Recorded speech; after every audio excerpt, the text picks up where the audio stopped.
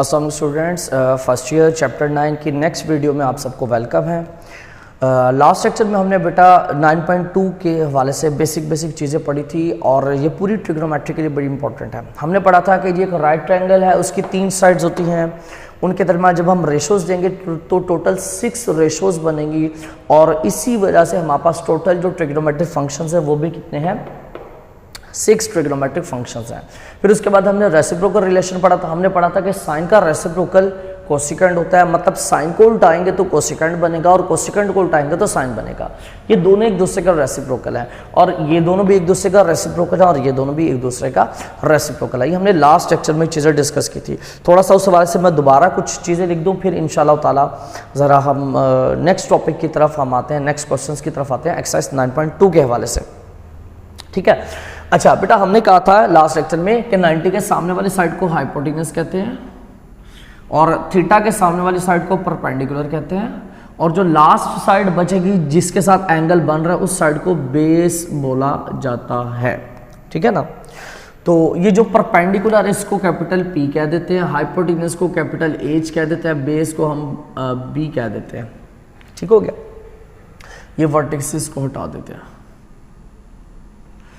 अच्छा, अब हमने इनकी रेशोज दी थी। हमने कहा था परपेंडिकुलर की हाइपोटेन्यूस के साथ जो रेशो है उसको साइन थीटा कहते हैं और हाइपोटेन्यूस की परपेंडिकुलर के साथ जो रेशो है उसको कोसिकेंड थीटा बोलते हैं। ठीक है, बेस की हाइपोटेन्यूस के साथ जो रेशो है उसको कॉस बोलते हैं, कॉस थीटा, और जो हाइपोटेन्यूस की बेस के साथ रेशो है उसको सीकेंड थीटा बोलते हैं। ठीक हो गया, और जो परपेंडिकुलर की बेस के साथ रेशो उसको टेन थीटा बोलते हैं और जो बेस की परपेंडिकुलर के साथ रेशो है उसको हम क्या बोलते हैं, कॉट थीटा बोलते हैं। तो ये बेटा टोटल 6 रेशोज हैं, दैट्स व्हाई हमारे पास ट्रिग्नोमेट्रिक फंक्शंस भी 6 हैं। ठीक हो गया, अच्छा, इसमें होप सो ये जो कोसिकेंड थीटा है इसको शॉर्ट फॉर्म में हम CSC भी लिखा जाता है। ठीक है, COSEC थीटा लिखें या CSC थीटा लिखें, एक ही बात है, एक ही चीज को दो तरह से हम लिख सकते हैं। इसके अलावा 2 हमने स्पेशल रेशोज के बारे में पढ़ा था, डिस्कशन की थी। वो स्पेशल रेशोज में कौन कौन आ रहा था, टेन और कॉट। वो हमने कहा था कि जो साइन फंक्शन है, साइन की रेशो को अगर हम कॉस की रेशो से डिवाइड करेंगे तो वो बनेगा टेन,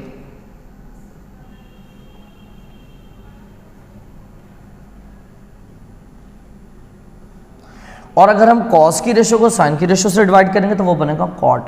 क्यों? क्योंकि बिकॉज ये दोनों एक दूसरे का उलट है ना, इसको उल्टाने से ये आ रहा है, इसको उल्टाने से ये आ रहा है। तो ये टेन की वैल्यू अगर हम इसको उल्टाएंगे तो वो किसकी वैल्यू बन जाएगी, कॉट की वैल्यू बन जाएगी।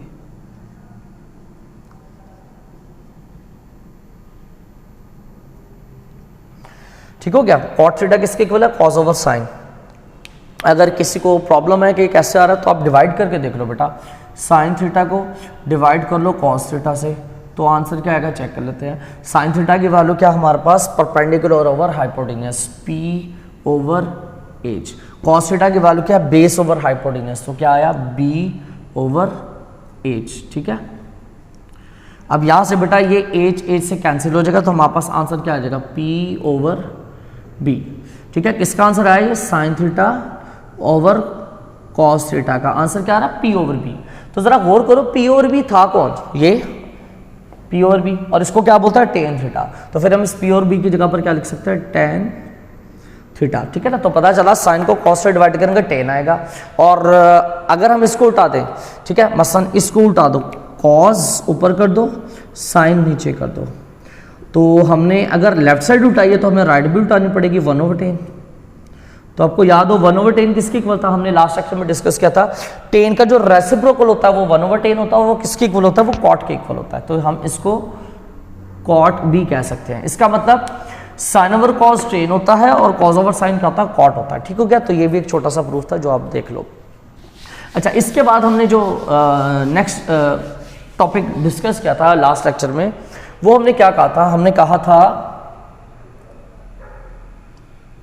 कि जितने भी एंगल एक्स एक्सिस या वाई एक्सिस पे आ रहे हैं ये सारे क्वाड्रेंटल एंगल हैं।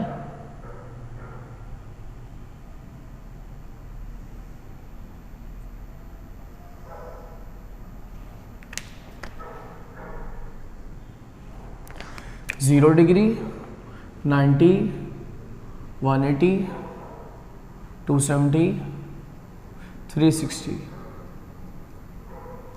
ये सारे के सारे क्वाड्रेंटल एंगल है। और हमने ये लास्ट लेक्चर में डिस्कस किया था कि फर्स्ट क्वाड्रेंट का कोई भी एंगल ले लो, उस पर ये तमाम 6 के 6 ट्रिग्नोमेट्रिक फंक्शन जो आपको आंसर देंगे वो आंसर आपको पॉजिटिव मिलेगा।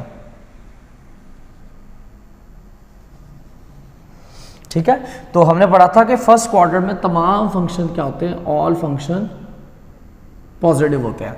और हमने कहा था सेकंड क्वाड्रेंट में साइन फंक्शन पॉजिटिव होता है। साइन पॉजिटिव है तो उसका रेसिप्रोकल कोसिकेंट भी क्या है, पॉजिटिव है। ये दोनों सेकंड क्वाड्रेंट में क्या है, पॉजिटिव है। थर्ड क्वाड्रेंट में टेन पॉजिटिव है, टेन पॉजिटिव है तो उसका रेसिप्रोकल कॉट भी क्या है, पॉजिटिव है। और फोर्थ क्वाड्रेंट में कॉज फंक्शन पॉजिटिव है, कॉज पॉजिटिव है तो इसका रेसिप्रोकल जो सेकंड फंक्शन है वो भी क्या है, पॉजिटिव। ठीक है, ये हमने लास्ट लेक्चर में डिस्कशन की थी। और हमने याद कैसे किया था, याद हमने किया था इस तरह से, यहाँ से हमने ए लिया था, यहाँ से हमने साइन का एस लिया था क्योंकि साइन पॉजिटिव है तो कोसेकेंट भी है, और यहाँ से हमने टेन का टी लिया था क्योंकि टेन पॉजिटिव है तो कॉट भी पॉजिटिव है, और यहाँ से हमने कॉस का सी लिया था क्योंकि कॉस पॉजिटिव है तो फिर सेकेंट भी पॉजिटिव है। तो हमने ये इस तरह से याद रखा था, ASTC, all student tech class, या फिर आफ्टर स्कूल टू कॉलेज। काफ़ी सारे बताए थे, उनमें से 2 मैंने रिवाइज कर दिया। ठीक है, ये हमने लास्ट सेक्टर में डिस्कशन की थी और हमने क्वेश्चन नंबर 1 भी डिस्कस किया था। अब जरा क्वेश्चन नंबर 2 की तरफ आते हैं, तो उससे पहले जरा कुछ चीज़ें लिख दूं मैं आपको। एंगल जो हम मेजर करते हैं, लेट्स सपोज ये एंगल मैं मेजर करने लगूँ, तो 2 डायरेक्शन है। एक एंगल है इस तरह से जो एंटी क्लॉकवाइज मेजर होता है, और एक एंगल है इस तरह से जो क्लॉकवाइज एंगल होता है। आपको याद होगा मैंने आपको फर्स्ट लेक्चर में चैप्टर 9 के बताया था कि जो क्लॉकवाइज एंगल होता है, इस डायरेक्शन वाला एंगल, ये हमेशा नेगेटिव होता है। ये हमेशा क्या होता है, नेगेटिव। इसी की बात करने लगे अब हम। इफ थीटा, थीटा मतलब angle, if theta is clockwise, clockwise, clockwise मतलब नेगेटिव, ठीक है ना, क्लॉकवाइज मतलब नेगेटिव। अगर एंगल कभी थीटा नेगेटिव आ जाए, एंगल नेगेटिव आ जाए, तो फिर इन फंक्शंस का क्या बिहेवियर होगा, इन 6 के 6 ट्रिग्नोमेट्रिक फंक्शंस का। ठीक है, इन 6 फंक्शंस का क्या बिहेवियर होगा, जरा उसकी बात हम कर लेते हैं हम यहाँ पे। बेटा याद रखना,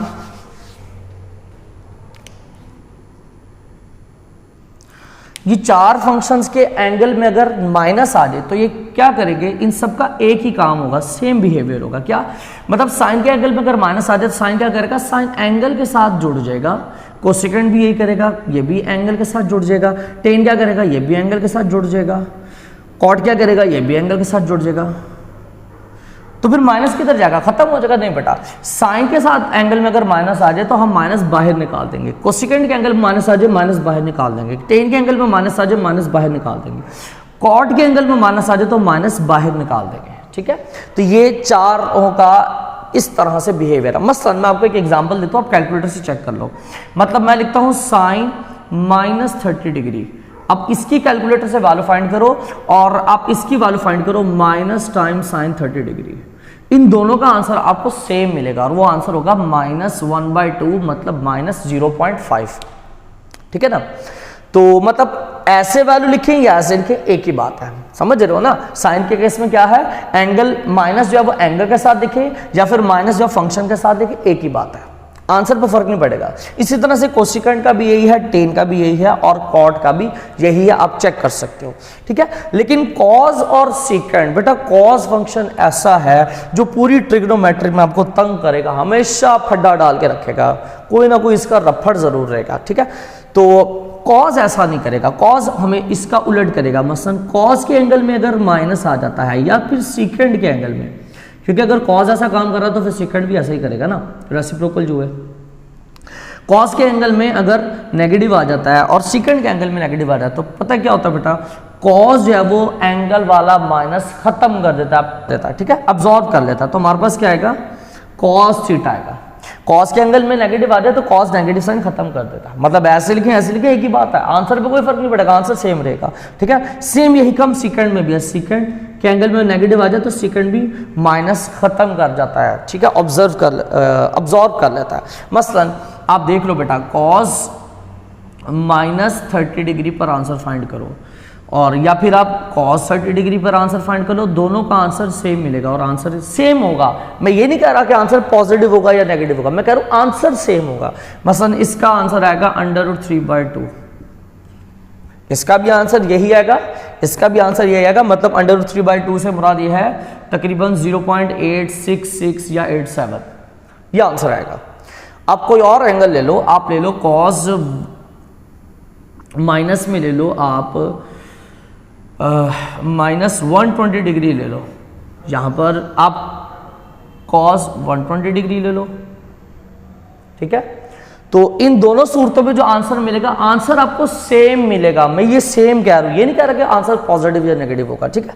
आंसर कुछ भी हो सकता है पॉजिटिव मिले, हो सकता है नेगेटिव मिले, लेकिन आंसर सेम होगा। मसलन इस पर जो आपका आंसर आएगा वो आएगा -1/2 शायद आएगा, इस पर भी आपको यही मिलेगा, यही इस पर भी, मतलब -0.5 हो गया। तो मतलब आप cos के केस में माइनस लगाएं एंगल में या ना लगाएं, आंसर सेम रहेगा। सेकंड के केस में भी ऐसे ही है, ये बेटा आपने याद रखना है। तो यही हमारा क्वेश्चन नंबर 2 है, इसी से रिलेटेड, जरा उसको देख लेते हैं। अच्छा बेटा, एक्सरसाइज 9.2 का ये क्वेश्चन नंबर 2 है। क्या कह रहा है इसमें? फिल इन दी ब्लैंक्स, ठीक है ना। मसलन इसके 1 2 3 ये टोटल 6 पार्ट्स हैं। आपसे कह रहा है कि ये वाली वैल्यू और ये वाली वैल्यू इक्वल है, लेकिन ये खाली जगह छोड़ दी, इधर क्या आना है, प्लस आना है या माइनस आना है, वो हमने बताना है। तो बड़ी सिंपल सी चीज़ है, साइन के एंगल में माइनस हो तो माइनस फिर पीछे आता है, फंक्शन एज इट इज रहता है। तो यहाँ पर भी ऐसे है, साइन के एंगल में माइनस है तो ये माइनस आएगा पीछे और बाकी वैल्यू एज इट इज आगे। कॉस के केस में क्या था, कॉस के एंगल में माइनस आ जाए तो माइनस खत्म, मतलब आंसर जो आता है वो प्लस में आता है, ठीक है। तो इसी तरह से कॉस के एंगल में माइनस आ रहा है, माइनस खत्म, जो आंसर जो ये वैल्यू होगी वो प्लस के इक्वल होगी। टेन की ये वैल्यू किसके इक्वल होगी? माइनस के इक्वल होगी, ठीक है ना। टेन की ये वैल्यू किसके इक्वल है? माइनस के इक्वल है। इसी तरह से कॉट की वैल्यू में भी माइनस आएगा, सीकेंड की वैल्यू में क्या आएगा? प्लस, ठीक है ना। सीकेंड माइनस थीटा किसके इक्वल है? Plus time secant theta. तो इससे हम यहां पर क्या लगाएंगे? सेकंड के केस में प्लस लगाएंगे, कोसेकेंड के केस में भी माइनस, ठीक है ना। तो बस कॉस के केस में प्लस आएगा और सेकंड के केस में प्लस आएगा, ठीक है।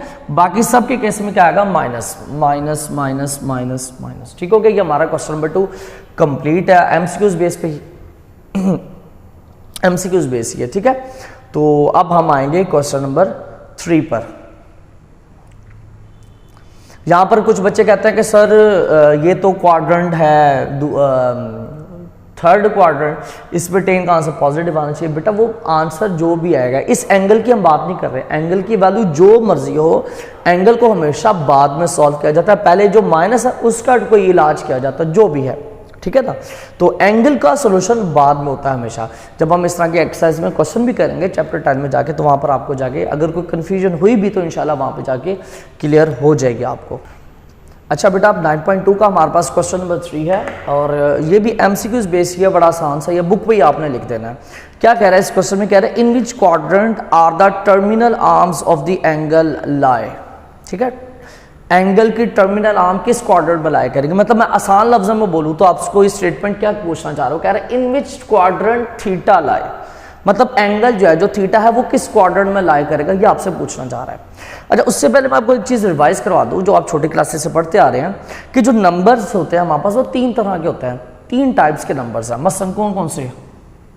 अगर मैं रियल लाइन बनाऊँ, यहाँ पर 0 है, 1 2 3 एंड सो ऑन, यहाँ पर -1 -2 -3 एंड सो ऑन, मतलब एक नंबर तो 0 है ना, जो कि न्यूट्रल कहलाएगा, ठीक है। और राइट साइड पे जो वैल्यूज हैं वो सारी की सारी पॉजिटिव वैल्यूज हैं, ये सारे के सारे 0 से बड़े नंबर्स हैं और इनको पॉजिटिव नंबर्स कहा जाता है। और जो लेफ्ट साइड पर नंबर्स हैं ये सारे के सारे 0 से छोटे हैं, इनको नेगेटिव नंबर्स कहा जाता है। तो कितने तरह के नंबर्स पाए जाते हैं? 0 से बड़े यानी कि पॉजिटिव, और 0 से छोटे यानी कि नेगेटिव, 3 तरह के नंबर पाए जाते हैं। अच्छा, अब यहां पर देखते हैं सबसे पहले क्या कह रहा है। ये कह रहा है जी साइन थीटा छोटा है 0 से। क्या कहना चाह रहा है आपको? साइन थीटा छोटा है 0 से। साइन फंक्शन के बारे में कुछ कहा, क्या जी? साइन थीटा छोटा है 0 से। अब जो वैल्यू 0 से छोटी होती है वो क्या होती है? नेगेटिव। इसका मतलब वो आपको कहना चाह रहा है कि साइन फंक्शन 0 से छोटा मतलब नेगेटिव। अब मुझे बताओ साइन किस क्वाड्रेंट में नेगेटिव होता है? पहले में तो सारे पॉजिटिव है, दूसरे में साइन फंक्शन पॉजिटिव है, तीसरे में साइन फंक्शन नेगेटिव है और चौथे में साइन फंक्शन नेगेटिव है, क्योंकि यहां पर टेन और कॉट पॉजिटिव, बाकी सारे नेगेटिव। यहां पर कॉस और सीकेंड पॉजिटिव, बाकी सारे नेगेटिव। जबकि ये क्या है, साइन, तो साइन यहां पर भी नेगेटिव है, यहां पर भी नेगेटिव है। इसका मतलब ये जो कंडीशन दी है, ये कंडीशन या तो थर्ड क्वाड्रेंट के लिए है या फिर फोर्थ क्वाड्रेंट के लिए। पहले दो क्वाड्रेंट के लिए ये नहीं है, ठीक है ना। ये क्या कह रहा है, साइन थीटा 0 से छोटा है, मतलब साइन थीटा नेगेटिव है। अब साइन थीटा नेगेटिव कहां पर होता है, तीसरे में या चौथे में। पहले दोनों की कहानी खत्म, बात ही खत्म हो गई। अब तीसरा या चौथा, इसमें से कोई एक सिलेक्ट करना हमने, और वो दूसरी कंडीशन से करेंगे। यहां पर क्या कह रहा है, ये कह रहा है कॉस थीटा जो है वो बड़ा है 0 से।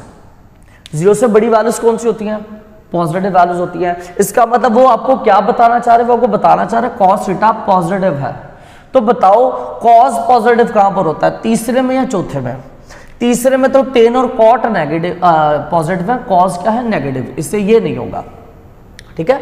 तो चौथा क्वाड्रेंट ऐसा है, चौथा क्वाड्रेंट ऐसा है बेटा जहां पर साइन जो होगा वो नेगेटिव होगा, कॉस जो होगा वो पॉजिटिव होगा। इसका मतलब इन दोनों रिलेशन से हमें ये पता चला कि जो थीटा होगा वो किस क्वाड्रेंट में लाई करेगा, वो फोर्थ क्वाड्रेंट में लाई करेगा। Theta lie in fourth quadrant. बस ये एमसीक्यूज में पूछा जाएगा, आपने उसके लिए याद रखना है, ठीक है ना। आपको ये दो कंडीशन दे देगा और ऑप्शन में आपको दे देगा first quadrant, second quadrant, third quadrant, fourth quadrant.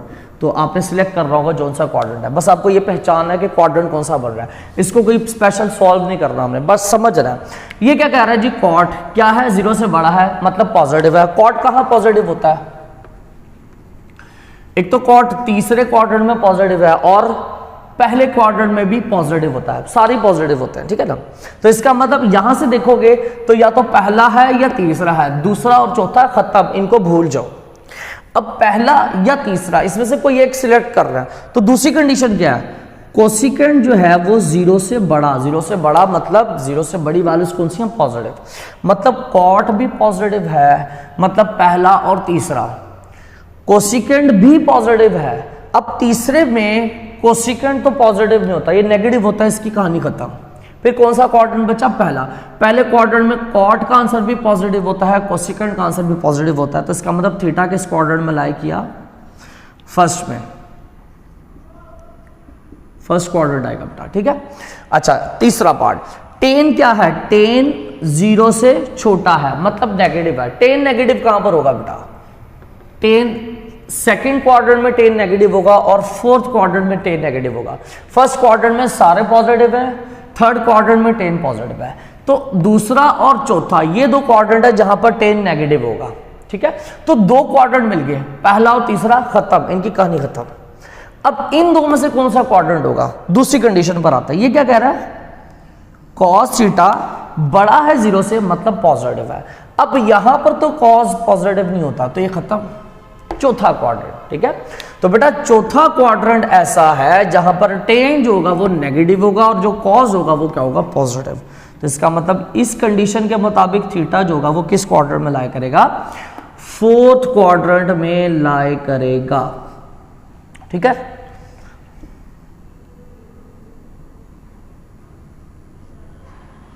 अच्छा इस कंडीशन पर आए, सीकेंट छोटा है 0 से, मतलब नेगेटिव, साइन भी छोटा है 0 से, मतलब नेगेटिव। तो पहले जरा इसकी बात करता है, सीकेंट नेगेटिव कहां पर होता है, पहले में तो सारे पॉजिटिव है, चौथे में सीकेंट पॉजिटिव है, तो ये दो तो नहीं है ना, इनकी बात तो खत्म हो गई। फिर बचा कौन सा, दूसरा और तीसरा। दूसरे में भी सीकेंट फंक्शन नेगेटिव होता है, तीसरे में भी सीकेंट फंक्शन नेगेटिव होता है। अब इन दो में से सिलेक्ट कर रहे हैं हमने कौन सा होगा। ये क्या कह रहा है, साइन 0 से छोटा, मतलब साइन नेगेटिव। अब यहां पर तो दूसरे में तो साइन नेगेटिव नहीं ना होता, तो ये तो खत्म। तीसरा क्वाड्रेंट, तीसरा क्वाड्रेंट ऐसा है जहां पर सीकेंट भी नेगेटिव है, साइन भी नेगेटिव है। इसका मतलब ये जो थीटा है, ये जो एंगल थीटा है, ये किस क्वाड्रेंट में जाएगा, ये थर्ड क्वाड्रेंट में जाएगा, ठीक हो गया। अब यहां पर आओ तो बेटा ये क्या है, कॉट। कॉट क्या है, 0 से बड़ा, मतलब पॉजिटिव।